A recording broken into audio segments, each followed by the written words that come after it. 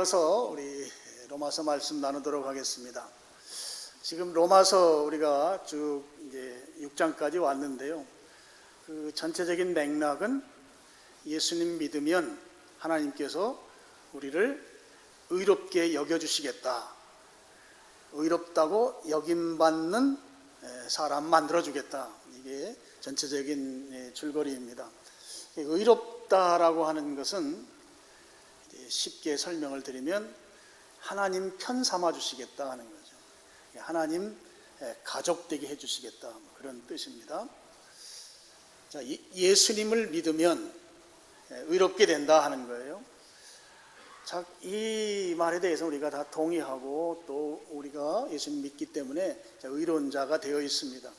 그런데 이 의라고 하는 것이 그 정반대편에 뭐가 있는가 하면 죄가 있습니다. 그래서 의와 죄는 서로 상극 관계이죠. 근데 의롭게 된다고 하는 것은 이 죄 문제와 연관시켜서 볼 때는 이 죄는 이 의 속에는 절대로 포함될 수가 없는 것입니다.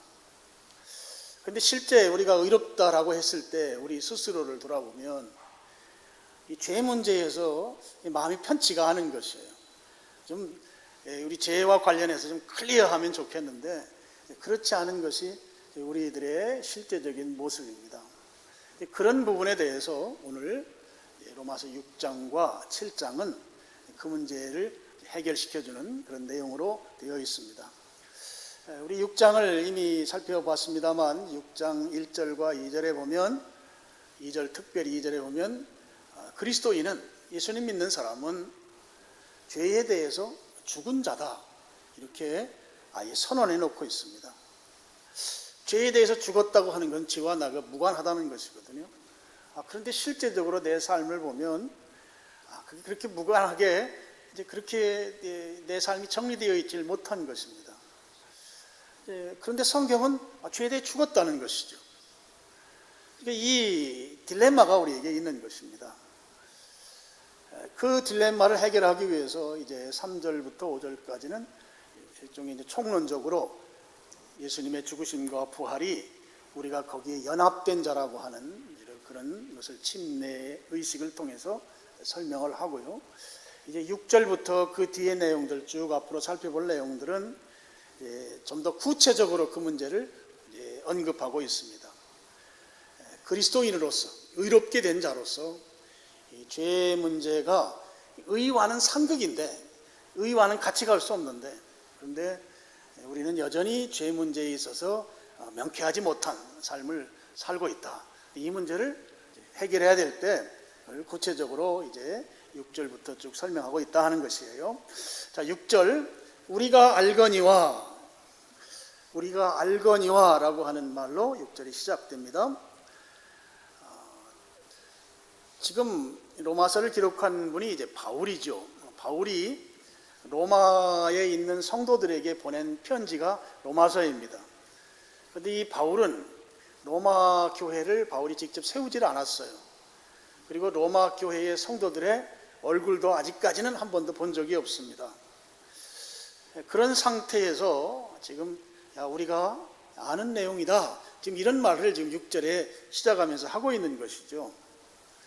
성도들에 대해서 구체적으로 얼굴을 본 적도 없고 또 바울이 그들과 아주 친한 관계도 아닌데 우리가 이거 아는 내용이야 라는 말은 좀 어떻게 보면 바울이 지금 우리들에 대해서 너무 친한 척하는 거 아니야? 라고 여겨질 정도의 그런 말로 이제 6절을 시작한다 하는 것입니다. 자, 그러면 우리가 안다. 아직은 얼굴 대면에서 보지 않았던 그 성도들을 향해서 우리 다 아는 내용이야 라고 하는 것은 어떤 의미가 있는가 하면 예수님 믿는 사람, 그리스도인이라면 당연히 알고 있어야 하는 그리고 당연히 이미 알고 있는 그 내용을 내가 지금부터 말한다 이런 뜻이거든요. 그러니까 오늘 이제 바울이 6절 내용을 말하면서 그리스도인이라면 반드시 알고 있어야 할 사실이야. 근데 그거 이야기한다. 그러면서 이제 6절을 이야기하는 것입니다. 오늘 우리가 그리스도인이라면 오늘 설교 제목처럼 반드시 알아야 할 사실 6절에 기록되어 있는 것이죠. 그럼 우리가 당연히 반드시 알아야 될 사실이 무엇인가요? 자, 6절을 다시 보시면 우리가 알거니와 우리의 옛사람이 예수와 함께 십자가에 못 박힌 것은 죄의 몸이 죽어 다시는 우리가 죄에게 종노릇하지 아니하려 함이니 그랬습니다. 예수님과 함께 우리가 십자가에 못 박혀 죽었고 그 죽은 이유가 다시는 죄에게 종노릇하지 않는 그런 삶을 살아야 한다고 하는 사실을 반드시 알아야 된다 하는 것이에요. 그리스도인이라고 하면 죄에 지배당하는 삶을 살면 안 된다. 이 사실을 반드시 알아야 된다 하는 것이죠. 6절에는 지금까지 등장하지 않았던 새로운 용어가 두 개가 등장을 해요. 이제 하나는 6절 보면 우리의 옛사람이라고 하는 옛사람이라는 말이 등장합니다. 물론 옛사람은 새사람과 대조해서 쓴 표현이라고 볼 수 있습니다. 이 옛사람은 별도의 다른 사람이 아니라 우리의 인생 가운데 특별히 예수님을 알기 전의 삶의 그때의 사람을 옛사람이라고 합니다. 예수님을 알기 전, 예수님을 믿기 전에 우리의 인생을 말한다는 것이죠. 그때 우리는 어떻게 살았습니까? 죄와 연합된 자로서 사는 삶이 죄인지도 모르고 죄를 따라서 살다가 결국 우리의 끄트머리에는 사망이 있고 그 사망은 지옥으로 연결되는, 그래서 이 옛사람의 끄트머리는 결국 지옥의 삶으로 끝날 수밖에 없는 그 인생이 바로 옛사람이라고 하는 것이죠. 여러분 6절을 다시 보시면요, 우리가 알거니와 우리의 옛사람이 예수와 함께 십자가에 못 박힌 것은 죄의 몸이 죽어 다시는 우리가 죄에게 종노릇하지 아니하려 함이니 그랬어요. 근데 여기에 자, 옛사람이 예수님과 함께 십자가에 못 박혔다 그러면 죽은 거거든요. 십자가형으로 죽은 건데 우리 성경에 그냥 죽었다고 표현하고 넘어가면 될 텐데 거기에 죄의 몸이 죽어라고 하는 이 죄의 몸이라고 하는 말이 거기에 추가되어 있습니다. 이 죄의 몸이라는 말도 이제 새롭게 나오는 표현이죠. 죄의 몸이라는 말은 죄가 지배하는 몸을 말합니다. 좀 더 여러분의 이해를 돕기 위해서 이제 예를 하나 들면 이런 거예요. 여러분 횟집 아시죠? 화로 횟집. 아침을 제대로 드시지 못하고 오신 분들은 횟집의 스키다시를 막 생각하실 수도 있어요. 횟집이 있습니다. 근데 대개 횟집 문 앞에는 유리로 된 큰 수조가 있어요. 그리고 그곳에 이제 물고기들이 막 이제 헤엄치면서 돌아다니는 그런 모습이 이제 보통 이 화로 횟집엔 다 있습니다.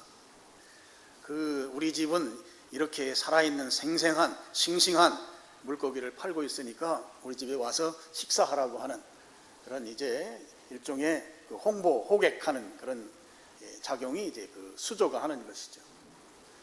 자, 그 수조에는 민물이 들어가 있지 않죠. 뭐 민물 횟집이면 또 다르겠지만 보통은 이제 바닷물이 그 안에 들어가 있습니다. 바닷물이 가득 채워져 있고 그 가득 채워져 있는 곳에 이제 물고기가 이제 활발하게 식탁에 올라갈 때까지 활발하게 이제 활동을 합니다. 이 수조 안에 있는 물고기를 죄로 비유를 하겠습니다. 자, 죄로 비유했을 때 이 죄가 활발하게 활동을 하려면 이 횟집의 이 수조와 같은 그 잘 갖춰진 공간이 필요합니다. 죄가 막 활동하는데 자유롭게 활동할 수 있는 그런 이 횟집의 수조와 같은 그런 공간이 필요하다고요. 근데 그 공간이 어디인가 하면 우리의 몸입니다. 몸. 우리의 몸은 죄가 활동하기에 최적의 장소 가운데 하나예요. 그래서 우리의 이 몸이 죄라고 하는 물고기가 들어와서 마음대로 헤엄치며 돌아다닐 수 있는 그런 공간과 같은 것이 우리의 몸이에요. 그래서 죄가 마음대로 활동할 수 있는 그 최적화된 몸, 그 몸을 오늘 6절에서 죄의 몸이다 이렇게 말하고 있는 것입니다. 죄의 몸이라고 하는 것은 죄가 마음껏 활동할 수 있는 공간을 제공하고 있는 우리의 이 몸을 말하는 것이죠. 그래서 이 죄의 몸이 6절에 보면 죽었다 이렇게 표현하고 있잖아요. 우리가 좀 이 몸이라고 하는 것에 대해서 우리 성경이 가르쳐주는 이야기를 제가 잠깐 드리겠습니다. 성경에 그 몸과 관련된 헬란 말이 두 개가 있어요. 하나는 소마라고 하는 말이고 또 하나는 사르크스라는 말인데요. 이제 소마라고 하는 말은 대부분 우리말 성경에서는 몸으로 번역이 되어 있습니다. 영어로는 body로 번역이 되어 있습니다. 이 소마는 생물학적인 그런 육체, 보통 중립적인 그런 의미를 갖습니다. 반면에 이 사르크스라고 하는 말은 우리말 성경에는 좀 다양하게 번역이 되어 있어요. 육이라는 말로 번역이 되기도 하고 육신이라는 말로 번역되기도 하고 육체라는 말로 번역되기도 했습니다. 영어로는 flesh라고 되어 있습니다. flesh라는 말은 살점, 우리 육신 덩어리 이런 뉘앙스가 좀 있죠. 이 사르크스는 소마는 좀 중립적인 의미에서 우리의 육체를 말한다고 하면 이 사르크스는 우리의 죄성, 하나님의 그 영적인 요소와 대립하는 요소를 갖고 있는 그런 육신, 우리의 몸을 표현할 때 이 사르크스라는 말을 표현합니다. 소마는 조금 더 긍정적이지만 사르크스는 조금 더 부정적인 그런 의미가 있어요. 근데 이제 문제는 이 소마라는 말과 이 사르크스라는 말이 아주 우리가 그 칼로 무자르듯이 정확하게 의미가 구분되느냐? 그렇지 않다고 하는 것이에요. 대체적으로 성경에서 말하는 이 바디로 또 이 몸으로 번역된 좀 중립적이고 좀 긍정적인 의미를 갖고 이게 소마이고, 그 다음에 육신, 육체로 번역되어 있는 이 사르크스는 조금 부정적인 죄성이 있는 그런 요소를 갖고 있는 육체를 말하는 부정적인 요소인데 그게 늘 그러냐? 그렇지 않다는 것이죠. 그래서 우리가 성경을 읽을 때 문맥 속에서 성경을 읽어야 돼요. 성경을 해석할 때 어느 한 구절만 이렇게 딱 따서 그것만 읽을 게 아니고 이렇게 전체적으로 흐름 속에서 읽어야 되는 거죠. 그래서 흐름 속에서 읽으면서 이 몸이라고 표현한 것, 육체라고 표현한 것이 긍정적인지 부정적인지를 분별해야 한다 하는 것이죠. 이 6절에도 죄의 몸 그랬잖아요. 6절에 죄의 몸이 죽어 그랬습니다. 이 죄의 몸, 몸 안에 지금 죄가 활발하게 활동하는 그런 장소로서의 이 죄의 몸이라고 하면 우리 헬란 말로 따지면 이 사르크스라는 말을 써야 될 것입니다. 죄에 오염된 몸인데, 근데 여기에서 이 몸은 또 소마를 쓰고 있죠. 그러니까 칼로 나누듯이 구분이 잘 안 된다 하는 거예요. 그래서 대략적으로 소마는 조금 긍정적인, 사르크스는 좀 부정적인 그런 의미를 갖고 있는데, 전체 문장을 읽어가면서 그 속에서 가르쳐주는 것으로 우리가 따라서 해석을 해야 된다. 그 정도로 여러분이 몸과 관련된 것은 좀 이해하고 계시면 좋을 것 같습니다. 자, 6절에 이 죄의 몸이 죽었다는 거죠. 옛사람이 예수와 함께 십자가에 못 박힌 것은 죄의 몸이 죽어 다시는 우리가 죄에게 종노릇하지 않게 한다. 지금 죄의 몸은 옛사람이 바로 죄의 몸을 가지고 있다고 하는 것으로 이렇게 서로 대조해서 지금 표현하는 것이죠.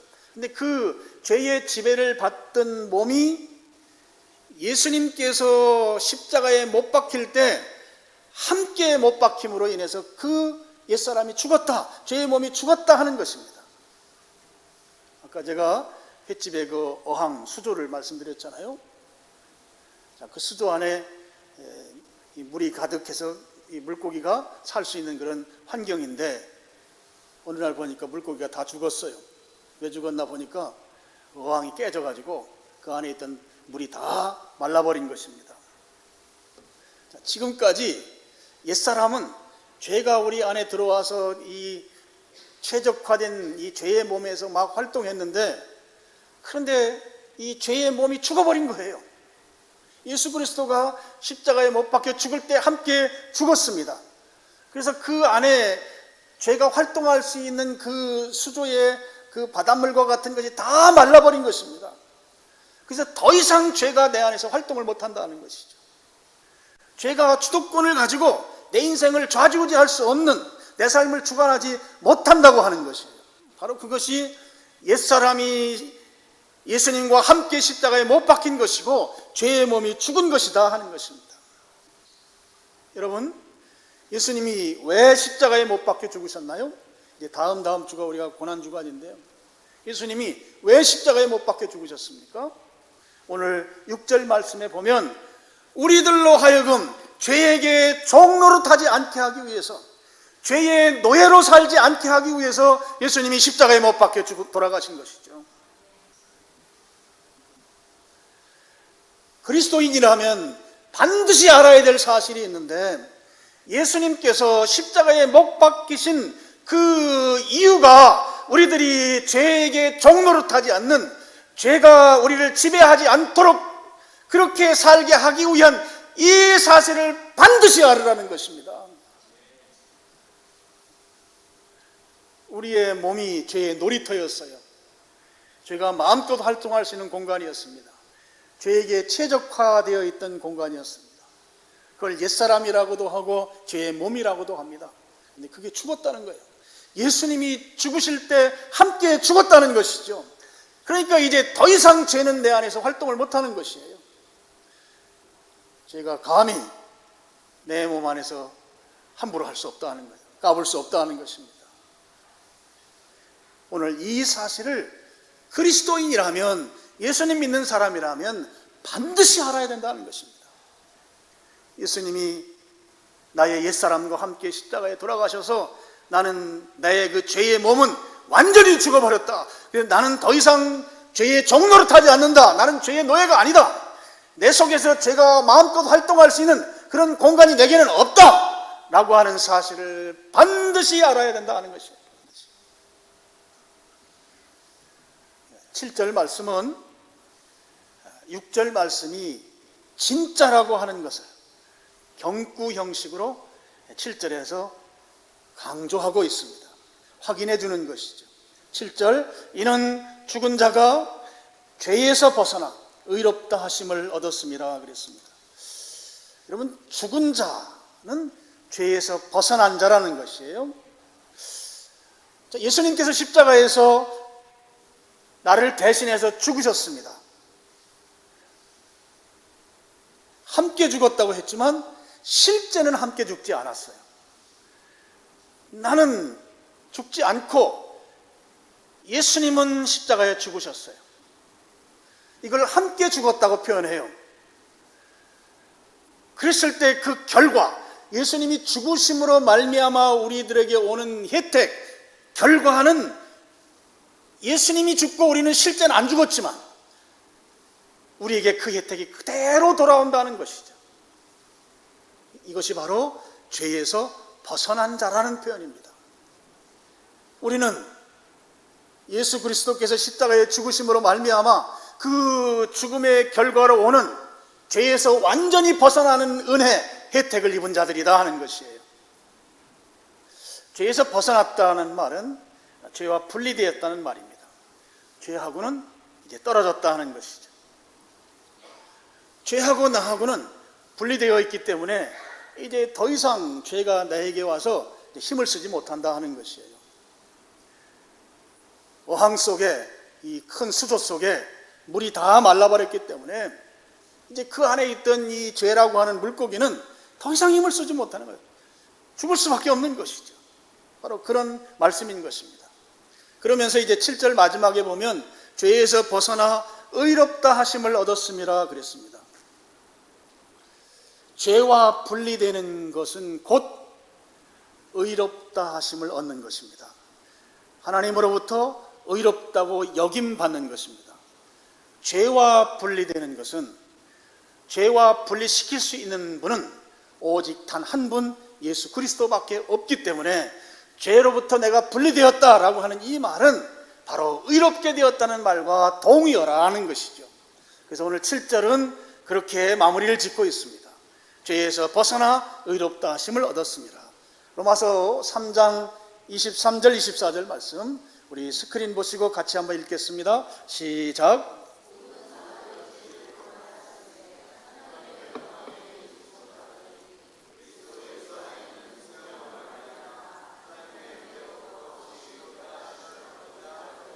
예, 모든 사람이 죄를 범하였음에 모든 사람, 여기에 예외자는 하나도 없고 우리들도 다 포함된다고 볼 수 있죠. 죄를 범하였음에 하나님의 영광에 이르지 못하다니, 하나님의 영광은 하나님이 계신 곳, 하나님 나라죠. 그리고 이 영광이라는 표현은 우리 인간으로서는 우리가 가지고 꿈꾸는 일종의 파라다이스, 그러니까 최고의 그 사모하는 그런 곳이죠. 그것이 바로 하나님의 영광이 있는 곳입니다. 우리가 추구하는 것, 우리가 소망하는 것, 우리가 기대하는 것, 하나님의 영광이 계신, 영광이 빛나는 그 나라입니다. 그 나라에 가기를 모두가 다 소망하고 그 나라에 대한 간절한 바람이 있지만 못 간다는 거예요. 왜요? 죄를 범했기 때문입니다. 그럼 그곳에 갈 수 있는 그 방법이 뭔가? 24절에 나오죠. 그리스도 예수 안에 있는 성량으로 말미암아 하나님의 은혜로 값없이 의롭다 하심을 얻은 자 되었느니라. 여기서 중요한 말이 성량이란 말이에요. 성량. 우리가 잘 쓰지 않는 말인데요. 값을 치르고 신분을 회복시키는 걸 말합니다. 고대 로마 제국의 노예에게 노예값을 치르고 그를 자유인으로 이렇게 풀어주는 것, 자유인이 되도록 만들어주는 것을 이제 성량이라고 그래요. 자, 죄 때문에 하나님의 영광에 이르지 못해요. 하나님의 영광이 계신 그 나라에 가지 못해요. 죄 때문에. 모든 사람이. 근데 거기를 가려고 하면 그 우리의 죄 문제를 해결해야 되거든요. 근데 이 죄 문제를 우리 스스로는 해결을 못해요. 우리 스스로는 죄의 몸을 가진 그런 존재이기 때문에 스스로 해결이 불가능합니다. 누군가가 이 문제를 해결해 줘야 되는 것이에요. 근데 바로 예수님께서 성량해 주셨다고 하는 것은 예수님이 우리의 죄값을 치러 주셨는데 그 죄값이 바로 사망이라는 죄값, 십자가에서 죽으시는 것으로 죄값을 치렀다고 하는 것이죠.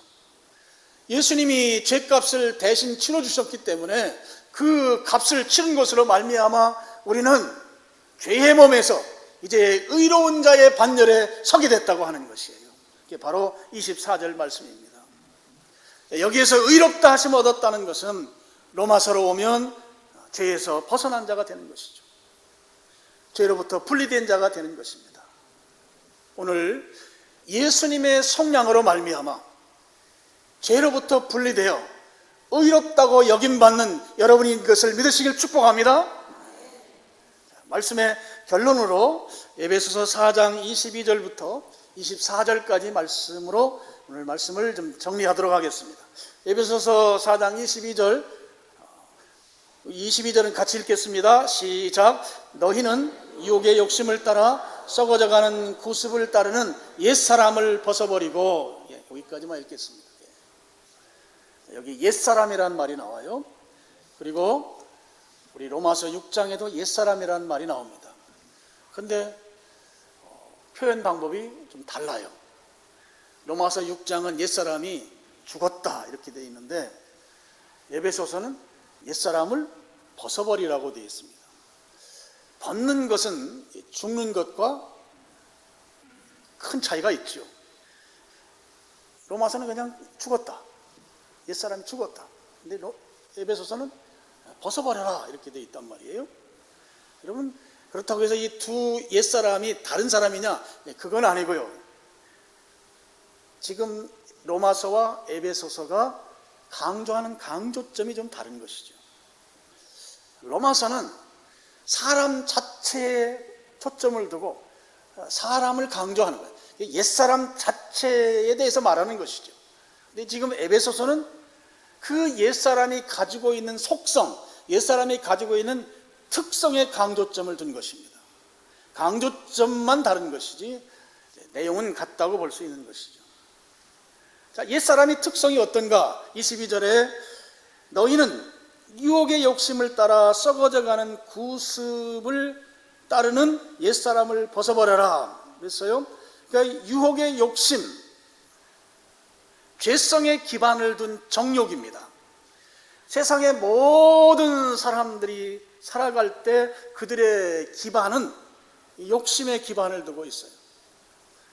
이 욕심이 기반이 됐기 때문에 우리가 이 자본주의라고 하는 이런 이 사회 체제 속에서 살 수 있는 근거도 되는 것이에요. 이 유혹의 욕심을 따라, 우리의 정욕을 따라서, 근데 이 정욕이라고 하는 것, 유혹의 욕심이라고 하는 것은 결과적으로 이제 썩는 것이다 하는 거예요. 그러면서 성경은 구습이라고 되어 있어요. 옛날 습관이라는 말이죠. 이 죄성의 기반을 둔 정욕을 따라 살던 그 삶의 방식, 그 삶의 특성이 뭐냐? 이게 바로 옛사람의 모습이다 하는 것입니다. 예수님을 알기 전 이전의 삶은 어떤 삶인가? 우리가 죄성의 기반을 둔 우리의 그 정욕을 따라서 그 옛날 습관, 그게 바로 옛사람의 특성이다 하는 것이에요. 근데 그걸 벗으라는 것이죠. 22절에 그 옛사람의 특성을 벗어버려라. 여러분, 이 에베소서는 불신자에게 한 말이 아니에요. 그리스도인들에게 한 말이에요. 우리가 예수님을 믿는 자로서 옛사람이 로마서에 의하면 죽었는데 죽은 자로서 아직도 그 옛사람이 갖고 있는 그 특성을 가지고 살면 되겠느냐, 이런 말씀이라는 것이죠. 그거 벗어버려라 하는 것입니다. 그리고 벗으면 입어야 되잖아요. 입는데 입을 때 이번엔 새 사람을 입어야 합니다. 24절 마지막에 보면 새 사람을 입으라는 표현이 성경에 등장합니다. 자, 새 사람을 입는데 그 새 사람은 어떻게 입는가? 23절 오직 너희의 심령이 새롭게 되어, 이렇게 되어 있습니다. 여기 심령이란 말은 우리가 보통 헬라식으로 우리 인간을 분류할 때 몸, 마음, 영혼 이렇게 세 분류 나누잖아요. 여기에 이제 심령은 이 마음과 이 영혼을 합친 표현이에요. 그러니까 우리의 내면적 요소인 것이죠. 이 내면적인 부분이 새롭게 돼야 된다 하는 거예요. 새롭게 된다는 말은 이제 갱신을 말하죠. 리뉴얼을 말합니다. 바꾸는 것이에요. 그리고 회복을 말합니다. 부흥을 말합니다. 부흥도 리바이벌 그러죠. 그러니까 지금 우리의 이 내면이 회복돼야 된다는 거예요. 다시 돌아와야 된다 하는 것입니다. 이 회복되는 것은, 이 새롭게 된다고 하는 이 사실, 이것은 각성하는 것이거든요. 지금까지 내가 옛사람을 잊고 살던 이 삶에서 내가 깨닫고 각성하고 이제 그거 다 벗어버리고 이제는 새롭게 돼야 되는데, 이 새롭게 된다고 할 때 우리 성경을 보면 구약 성경에도 이 타락한 삶, 우상을 숭배하던 삶을 살던 민족이 이 성경책을 발견하고 성경으로 돌아갔을 때 그들이 막 회복되는 그런 내용들이 성경에 여러 군데 나옵니다. 이런 것들을 보고 또 교회 역사를 쭉 볼 때 그 부흥이 일어난 그런 역사들의 그 뒷배경에 보면 말씀으로 돌아갔을 때입니다.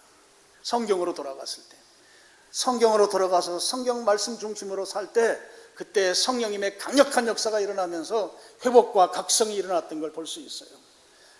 지금 심령이 새롭게 된다고 하는 것은 말씀으로 돌아가서 말씀 앞에서 그 말씀이 주는 깨달음 속에 회복될 것에 대한 부흥을 지금 말씀한다고 보시면 될 것입니다.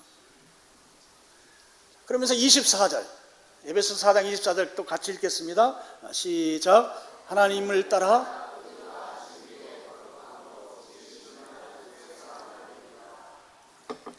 이제 우리 성경이 이제 옛날 언어식으로 막 표현이 돼가지고 이해하는데 참 어려움이 많습니다. 하나님을 따라 의와 진리와 거룩함으로 지으심을 받은 새 사람을 입으라 그랬거든요. 여기에 하나님을 따라 그 다음에 지음 받았다.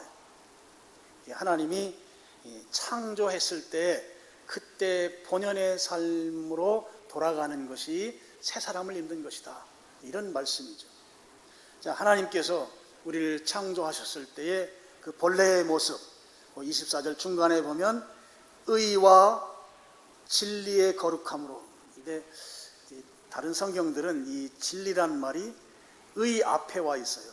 그래서 이 의란 말이 진리로서의 의와 거룩함으로 이렇게 우리가 읽을 수 있도록 그렇게 되어 있는데, 우리 성경은 의와 진리의 거룩함으로 이렇게 되어 있습니다.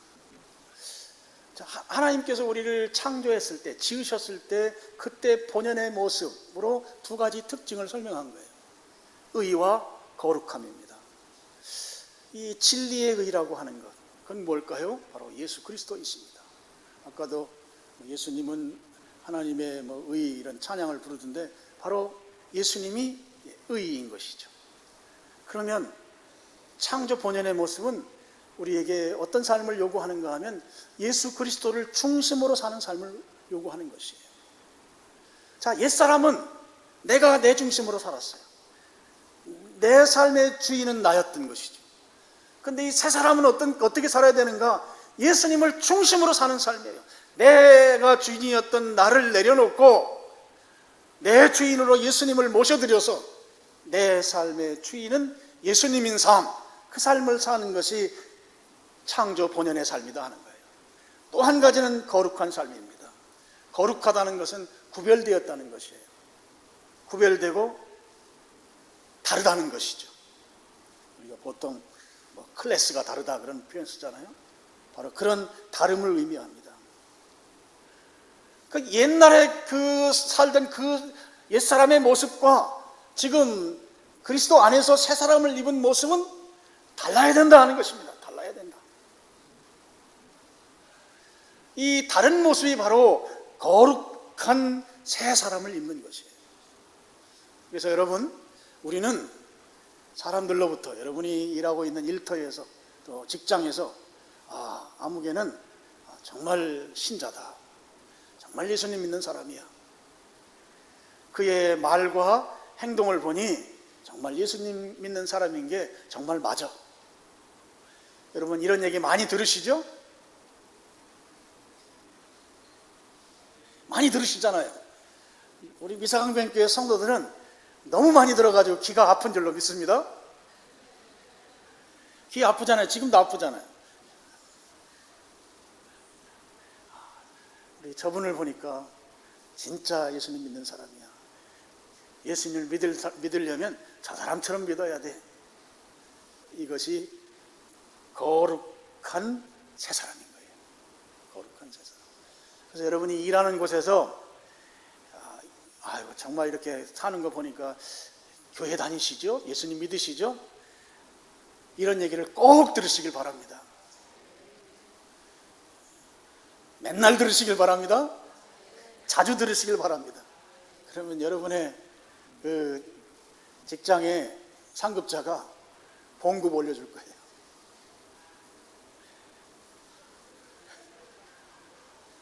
누가 안면을 좀 크게 하신 것 같은데, 남모르게 야, 너 고생 많아 하면서 따로 명절 때 두툼하게 챙겨줄 수도 있어요. 그런 거 받아보셨나요? 받으시길 바랍니다. 그래서 우리 미사강변교회 성도들은 예수님을 중심으로 살고, 그리고 좀 다르다는 소리들, 클래스가 다른 거예요. 클래스가 다르다는 그런 이야기를 듣는 그런 삶을 사는 여러분 되시기를 주님의 이름으로 축원합니다. 기도하겠습니다. 아버지 하나님, 오늘